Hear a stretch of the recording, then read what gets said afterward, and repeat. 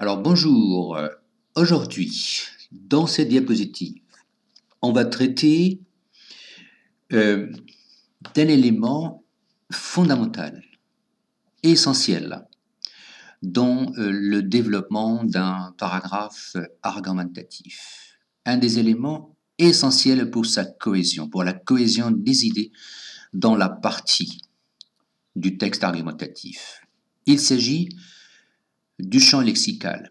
Il faut bien développer un champ lexical dans le paragraphe, ou des champs lexicaux d'ailleurs. Développer le champ lexical dans le paragraphe afin d'en assurer la cohérence ou l'unité et l'unité de sens signifie entretenir, maintenir une correspondance entre les différentes idées qui composent la partie.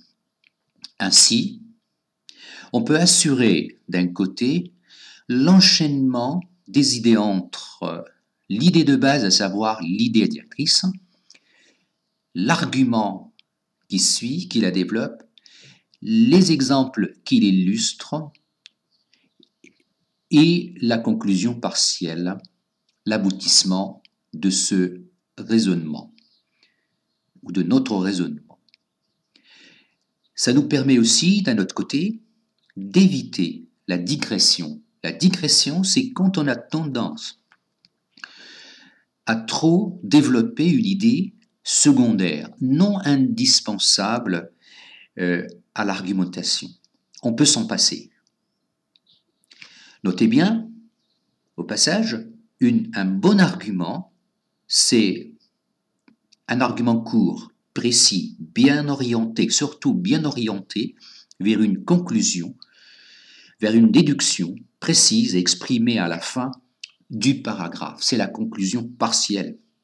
Cette conclusion, d'ailleurs, on peut et on doit l'exprimer quand, on sent que le lecteur a besoin d'un petit bilan, d'un petit rappel, après un bref, en somme, ainsi, pour l'aider à voir clair dans l'enchaînement de notre argumentation. C'est l'aboutissement de notre raisonnement.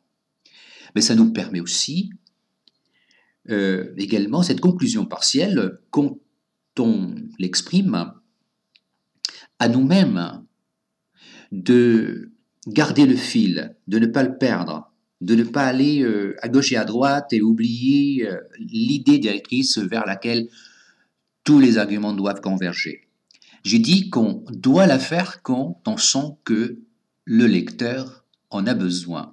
Mais on peut s'en passer si l'aboutissement de notre réflexion est clair. Alors, comment ça marche? Alors, regardons là cette diapositive. La cohésion du paragraphe. Là, d'après ce titre, unité de sens et champ lexical, le champ lexical se trouve à la base, au centre, au cœur de cette unité de sens. Prenons l'exemple d'une idée directrice, celle qu'on doit mettre au début du paragraphe, par exemple. On peut également la mettre à la fin du paragraphe. Cela sera précisé dans une diapositive qui sera postée plus tard. On doit commencer par l'idée directrice, mais on peut la laisser vers la fin. C'est l'aboutissement de notre réflexion après un exemple, après des arguments, etc. Donc on peut aboutir finalement à une déduction, à une idée, qu'on peut considérer comme étant le noyau, l'aboutissement de notre réflexion. Mais là, dans ce cas-là, on commence par une idée directrice. L'idée directrice, là, c'est autour de l'amitié, autour de cette idée directrice, pivote tout un ensemble de possibles lexicaux. Quand je parle de l'amitié, et surtout de la manière dont je l'ai, ou on peut la formuler moi j'imagine qu'on puisse dire cette idée-là en tête de phrase, de paragraphe, sans désir sincère, désir, volonté, envie, sincère, donc sincérité, sentiment, de partager. Le partage, c'est la réciprocité, c'est l'échange. Et s'entraider, s'épauler, se soutenir. Une amitié, une relation, un lien, qui est plus qu'une simple camaraderie. Une amitié ne peut pas exister, être et durer. Vous voyez, quand je formule cette idée-là, c'est en même temps, je suis en train de penser à tout un ensemble d'expressions qui se rapportent à des arguments, à des exemples, afin de mieux l'illustrer. Donc, mon paragraphe ou ma partie doit s'articuler autour de cette idée noyau qu'elle promet, qu'elle projette, qu'elle s'engage à démontrer en utilisant plusieurs possibles lexicaux, comme je viens de dire, par exemple, dans le paragraphe, dans un argument ou dans un exemple. Et pourquoi pas finalement dans l'idée qui résume tout ça. Qui résume, c'est-à-dire qui marque, qui précise, qui me rappelle l'aboutissement de ce raisonnement. Je peux parler, par exemple, là, de la bonne entente, de la bonne intelligence, être en bonne intelligence, l'accord et l'harmonie. Une relation harmonieuse, c'est une relation, un lien, donc un lien fort, s'entraider, aider sans contrepartie. Donc c'est une amitié désintéressée, se respecter mutuellement, donc une attitude, la bienveillance, la réciprocité, réciproque, confident, garder les secrets, l'attachement, s'entendre bien. Toutes ces expressions-là, j'en ai besoin, à la fois dans les arguments et dans les exemples, afin justement d'arriver à une conclusion partielle et qui démontre que ce point de départ-là est un point de départ vrai, une idée valide, donc elle a été bien prouvée. Alors tous les mots et les expressions du champ lexical de l'amitié doivent pivoter autour de l'idée noyau, l'idée directrice. Prenons un premier exemple là. La déclinaison, décliner, c'est-à-dire énumérer les possibles lexicaux, développer le champ lexical, le développement du champ lexical dans la partie. Donc toujours, il faudra penser au point de départ qui est l'idée, puis les arguments, enfin les exemples et bien sûr l'idée de la conclusion partielle qui devrait, au conditionnel peut-être, suivre. Donc passer de l'idée aux arguments, aux exemples, toutes les expressions doivent converger vers la validation, vers la démonstration de cette idée point de départ. Prenons un autre exemple. Au début du paragraphe, je devrais commencer par une idée directrice centrale qui dirige d'ailleurs toutes les autres parties dans l'enchaînement de l'argumentation. Alors, il faut améliorer les conditions de vie en prison. Voilà ce que je penserais dans une première partie de mon paragraphe. Il s'agit là d'une obligation. J'ai dit il faut, donc je ne dois pas oublier dans la démonstration qu'il s'agit d'un devoir, d'une obligation, d'une nécessité. C'est indispensable, il est obligatoire de, c'est une nécessité, il est nécessaire de. Donc ce champ lexical, il devrait là être quelque part dans l'argumentation, que ce soit au niveau de l'argument ou de l'exemple ou même de la conclusion partielle, il doit être présent, cette obligation, parce qu'il ne faut pas oublier que je l'ai dit dans le paragraphe, au début du paragraphe, dans l'idée. Donc améliorer, c'est rendre meilleur. Améliorer, c'est réduire. Comment est-ce qu'on peut améliorer les conditions? Donc réduire, alléger la peine, rendre meilleur.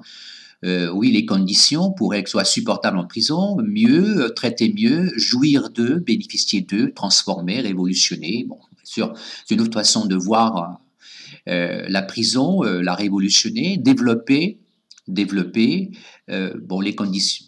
Développer, on peut l'utiliser de différentes façons. Augmenter, équiper. Bon, l'équipement, c'est la modernisation. Moderniser également, bien traiter. Et également, je peux faire référence au droit et je dois. Donc, tout ça est sous-tendu par l'idée des droits humains des citoyens. Donc c'est pour une amélioration, rendre meilleur. Les conditions. Mais quelles conditions? Quand je dis améliorer, ça veut dire les conditions de traitement des prisonniers. Ils ne sont pas totalement au niveau des droits sous-entendus. Alors, les conditions, par exemple la promiscuité, être trop nombreux, c'est la surpopulation carcérale, c'est être privé d'eux. Donc sinon, il n'y aura pas d'amélioration. Donc améliorer des conditions déplorables. Promiscuité, surpopulation, privation, être privé d'eux, galérer, souffrir, l'oisiveté, ça veut dire il ne fait rien en prison, il attend. Donc attendre, ça tue le corps et l'esprit. Hygiène de désœuvrement, l'hygiène aussi, suivre une bonne hygiène, être en bonne santé. La maltraitance ou la bientraitance, il faut de la bientraitance, bien traiter, donc le traitement des prisonniers. Tout ça devrait justement correspondre aux conditions formulées, à l'amélioration des conditions formulées comme point de départ. Et puis la prison. La prison, c'est obligatoire, donc que la prison traverse tout le paragraphe par des termes comme prisonnier, le coupable, le délinquant, le criminel, un centre de détention, la captivité. Je n'ai pas mis le mot, on peut dire captivité. La cellule, le cachot, la maison d'arrêt, c'est une peine. Purger sa peine, on peut dire aussi, purger sa peine, l'emprisonnement, le centre pénitentiaire, l'incarcération. Alors, tout cela doit se correspondre. Ce champ lexical doit être là pour assurer cette cohérence de l'unité sémantique, cohérence sémantique de l'unité et l'unité de ce paragraphe-là. Donc, comme j'ai dit tout à l'heure, il faut que le tout se corresponde et converge vers une conclusion qui est évidente. Là, c'est la conclusion partielle, modernisée à la prison, n'est plus un choix, c'est une obligation, c'est une nécessité qu'impose avant tout le respect des droits humains. Et là, vous voyez qu'il y a une correspondance entre le point de départ et le point d'arrivée en passant par ce qui prépare justement cette relation, ce qui justifie, ce qui valide ce rapport entre les deux. Donc voilà, nous n'avons pas fait de digression et on est sûr que le fil directeur est maintenu pour justement que notre argumentation aboutit à une conclusion, à une idée finale qu'on a construit petit à petit dans l'esprit de notre destinataire.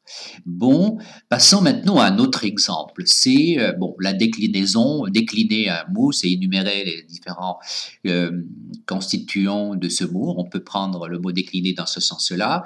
La déclinaison des champs lexicaux ou le développement du champ lexical. Alors là, toujours point de départ, point d'arrivée. Il faudra le point d'arrivée qui soit clairement, concrètement exprimé ou qui soit sous-entendu. Moi, je préfère que vous ayez l'habitude de l'exprimer comme cela. Vous allez apprendre une technique. Et là, c'est le rôle de l'anaphore conceptuel que vous avez certainement vu. Si vous n'avez pas encore vu cette leçon sur les anaphores et que vous avez commencé par cette leçon-là, allez-y parce que toutes les diapositives se correspondent pour développer la production, la compétence de la production écrite. C'est tout un module. Allez-y, cherchez les autres documents. Je pense qu'ils sont intéressants pour vous donner une idée claire de ce que vous devez apprendre pour être compétent en production écrite, pour développer votre compétence. Donc, ce n'est qu'une participation, bien sûr, parce qu'il y a beaucoup de choses autres que vous devez apprendre par vous-même, le style, le vocabulaire, tout ça ne peut se faire que ça, avec une richesse en même temps lexicale et des corrections de phrases et tout cela. Donc, allez-y, enrichissez-vous afin de faire de bonnes productions. Mais là, techniquement, voilà ce que cela donne. Alors, un point de départ, un point d'arrivée. Vous devez toujours avoir en vue l'aboutissement en passant par tout un ensemble d'expressions, de mots, d'idées, d'exemples au centre pour finalement arriver à ce point final. Alors, sans doute, l'argent permet le bonheur. Sans doute, donc une certitude, on doit avoir là des indices de certitude dans notre raisonnement. L'argent, c'est la richesse, c'est la fortune. Bon, l'argent, le bien matériel, acheter, vendre, tout ça, acheter, et puis plutôt acquérir, posséder, hein, et permet, rend possible le bonheur, le bien-être, satisfaction. Alors, sans doute, il est sûr, il est évident, certain, c'est une certitude, personne ne peut nier que, eh bien, le bonheur, c'est la satisfaction, c'est être satisfait, c'est le bien-être, assurer le bien-être, vivre dans la joie, être heureux, se sentir heureux, content, se sentir bien, à l'aise, une aisance, on peut dire. Mais l'aisance, on peut également la trouver là, dans l'argent. L'argent, dans le champ lexical de l'argent. L'argent, richesse, posséder, acquérir, gagner, acheter, se procurer, pouvoir payer, dépenser, le confort, le bien-être matériel, l'aisance. Donc, tous ces possibles lexicaux, ils devraient converger vers cette conclusion partielle évidente. Donc, il est évident que l'argent assure un certain bien-être. Et là, vous devez être attentif à un point essentiel, à savoir éviter les redites. La conclusion partielle n'est pas là pour redire ce que vous avez développé dans le paragraphe et recopier ou redire de la même façon l'idée de départ. Non, c'est un aboutissement qui doit faire preuve de synthèse. Et là, vous devez utiliser les anaphores conceptuels qui résument par des mots comme ici le bien-être. Voilà, et évident, c'est une évidence parce que là, on a dit certitude, l'argent, voilà, on peut se permettre de le prendre parce que c'est possible. Bon, ou bien on peut dire les biens matériels, hein. On peut dire là le bien matériel, les biens matériels, donc un certain bien-être, sans dire matériel ici, donc on va dire, hein, il est évident que le bien-être, donc l'argent ou la richesse ou les biens matériels assurent un certain bien-être, un certain bonheur. Bon, voilà, mais il est évident que l'argent assure un certain bien-être matériel. Je pense que là, vous avez compris qu'il s'agit quand même de ne pas redire exactement avec les mêmes mots, totalement, entièrement avec les mêmes mots, l'idée, mais ça synthétise, ça aide le lecteur à mieux revoir votre raisonnement. Voilà, à la prochaine.